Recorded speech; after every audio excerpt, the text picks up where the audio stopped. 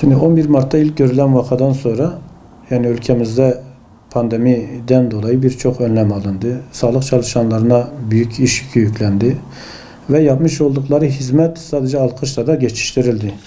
İşin ciddi şekilde yansıması çok fazla olmadı sağlık çalışanları adına. Yani özellikle sağlık çalışanlarını motive eden unsur gelirdir. Gelir de ilk 3 aylık süreç içerisinde tüm sağlık çalışanlarının yararlanmasına yönelik bir uygulama yapıldı. Ancak sağlık hizmetleri sınıfı sadece yararlandı. Oysa bu çalışmanın bir parçası olan genel idari hizmetler personeli, yardımcı hizmetler personeli, otomasyon, güvenlik, klinik destek, bilgi işlem gibi personel arkadaşlarımız bu hususlardan yararlanmadılar. Bu arkadaşlarımız üzerinde yani ciddi bir burukluğa sebep oldu. Hatta Eğitim Araştırma Hastanesi'nde kısa bir süreliğine çalışanlar arasında yapılan bir yardımlaşma ile bu arkadaşlarımızın bir aylık yararlanması sağlandı. Ama bu oradaki arkadaşlarımızın bireysel olarak kendi haklarından vazgeçerek yapmış oldukları uygulamaydı.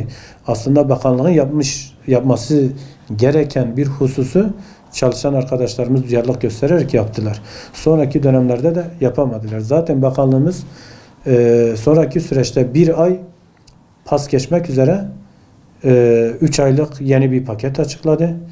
O paket içerisinde sağlık çalışanları birbirine düştü. Yani hizmeti veren arkadaşlarımız dahi alamadılar. Hizmeti veren arkadaşlarımız çok düşük meblağlar aldılar. Bu işin gelir kısmı. İşin iş yükü açısından da birçok kurum esnek mesaiyle çalışırken, birçok kurum işe uzaktan çalışmayla katkı sunarken çalışanlarımız, özellikle sağlıktaki çalışanlarımız birebir hastalara hizmet verdiler ve bu haklardan mahrum kaldılar. Birçok arkadaşımız var, çok ciddi hastalıkları olmasına rağmen idari izinden yararlanamıyor. Bildiğiniz üzere son çıkan genelgeyle sağlık çalışanlarının izin hakları da ikinci bir emre kadar durduruldu. Yani bu hususlar çalışanların moralini, motivasyonu olumsuz derecede etkiliyor. Çünkü yeteri kadar önemsenmediklerini düşünüyorlar. Yani bu süreç içerisinde yani özellikle Milli Eğitim Bakanlığı'nı takip ediyorum.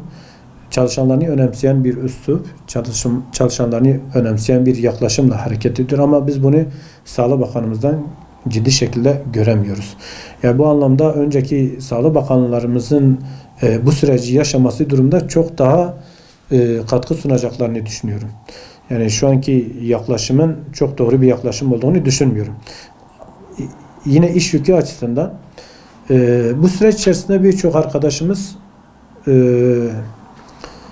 çeşitli görevlendirmelerle farklı yerlere çekildiler. Yani TSM, toplum sağlığı merkezlerine, sağlık müdürlüklerine, aile hekimliklerine gönderilen arkadaşlarımız oldu. Bunlardan doğan iş yükü de mevcut çalışanların üzerine yığıldı. Mevcut çalışan arkadaşlarımız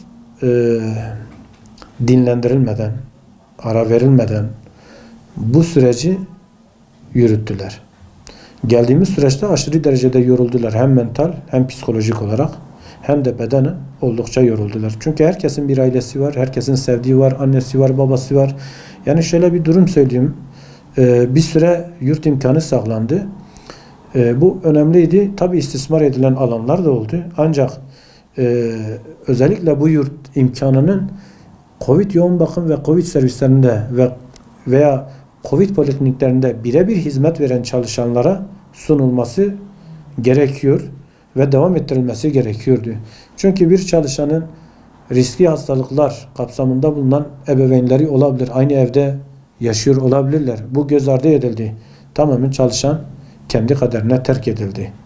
Çalışan gidip icabında ayrı ev tuttu. Anne babasına bulaştırmayayım, anne babama ben bulaştırmayayım diye yüksek harcamalar yaptı. Bunların hepsi göz ardı edildi. Ve bu süreç sadece alkışlarla geçiştirildi. Bu fedakarlıklar görmezden geliniyor. Yani bu arkadaşlarımızın bu imkanları sağlanması gerekiyor. Şu anda da sağlanması gerekiyor. Ayrıca bazı arkadaşlarımız kendi alanlarının dışında çalıştırıldılar. Yani bu da onları demoralize ediyor. Yani örnek vermek gerekirse bir hastanede bir hemşire herhangi bir genel idari hizmetli personelin ya da yardımcı hizmetler sınıfının ya da teknik hizmetler personelinin hizmetlinin veya bir tıbbi sekreterin yapılacağı pozisyona hemşire verilip hemşirenin yerine ise yoğun bakımda çalıştırmak üzere bir anestezi teknikerinin verilmesi, yani hastaya doğru bir şekilde tedavi vermek için doğru bir anlayış olduğunu düşünmüyoruz. Bunun hasta sağlığını da ciddi şekilde olumsuz yönde etkilediğini düşünüyoruz. Mortaliteye etki edebilecek durumların oluştuğunu düşünüyoruz. Bunların göz önünde bulundurulması gerekiyor. Yani evet, Sağlık Bakanlığımız bir genelge yayınladı. Genelgede çalışanların her türlü görevle görevlendirilmesi istendi. Ancak bu görevlendirme, örnek söylüyorum, bir anestezi teknikeri filyasyonda çalıştırılabilir mi? Evet, çalıştırılabilir. Alanı dışı mı? Evet, alanı dışı. Filyasyonda çalışması onun o işi yaparken bir insanın hani hayatına olumsuz bir şekilde etki etmeyeceğini yani ortaya koyar. Ama bir anestezi teknikerinden hemşirelik yapmasını beklemek çok farklı bir etki oluşturur.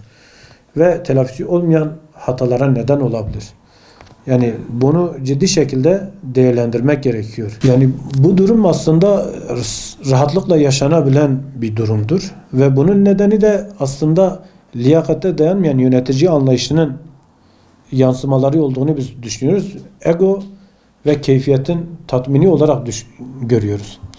Yani aynı şekilde çalışan iki anestezi teknikerinden birini alıp hemşirelik hizmetleriyle görevlendirmek, diğerini alıp idari bir pozisyona vermek, yani çok kurumsal yararı, hasta yararını düşündüren bir olay değil. Yani bunu ifade etmek gerekiyor.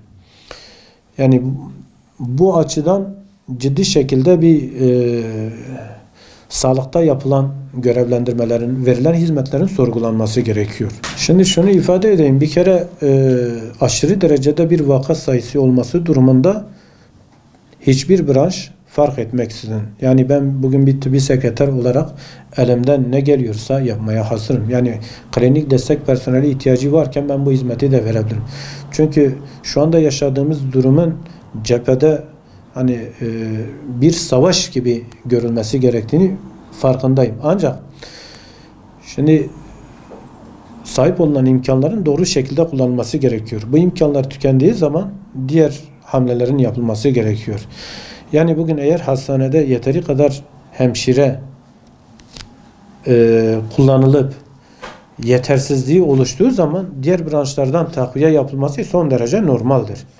Yani biz bunu kesinlikle buna karşı değiliz. Ancak yani birinin idari görevde görevlendirilmesi, yani kayırılıp göz ardı edilmesi, diğerinin ise bu işe dayatılmasını biz doğru bulmuyoruz. Yoksa hasta sayısı aşırı derecede çoğaldı, hemşire sayımız yetersiz kaldı, anestezi, laborant ve benzeri branşlarımız bu anlamda desteğe çağrıldı. Bu arkadaşlarımız görevden imtina etmezler. Ama kişiye göre muameleyi kabul etmeme gibi bir durum söz konusu. Bizim karşı çıktığımız nokta budur. Yani bunun vurgulanması lazım. Yapılan görevlendirmeler, evet, İl Hıfzı Suak kurulunda alınan kararlar doğrultusunda yapıldığı ifade ediliyor yaptığımız görüşmelerde. Ancak biz bunun hani doğru bir yaklaşım olduğunu düşünmüyoruz. Dediğim gibi imkanlar tükendiğinde ek imkanlara başvurulur. Yani doğrudan bu şekilde yapılmasını doğru bulmuyoruz. Diyarbakır'da vaka sayıları oldukça yüksek bir seviyeye ulaştı ve hızla da yükseliyor. Bu kapsamda yani çevreden aldığımız bilgiler doğrultusunda özel hastanelerde dahi yoğun bakımların dolduğu, birçok servisin dolduğu şeklinde, yani yakınlarımız arıyor. Hastanenizde yer var mı? Biz yer bulamadık gibi taleplerde bulunuyorlar.